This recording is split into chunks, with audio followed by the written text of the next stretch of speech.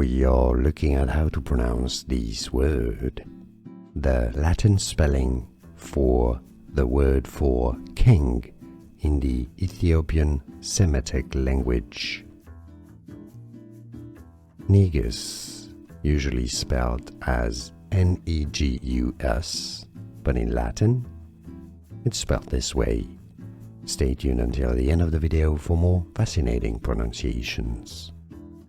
Naegus. We are looking at how to pronounce this word. The Latin spelling for the word for king in the Ethiopian Semitic language. Naegus, usually spelled as Negus, but in Latin, it's spelled this way. Stay tuned until the end of the video for more fascinating pronunciations. Naegus. Here are more videos on how to pronounce more confusing words and names too many mispronounced. Like this video if you found it useful. I appreciate your support. I'll see you soon and thanks for watching.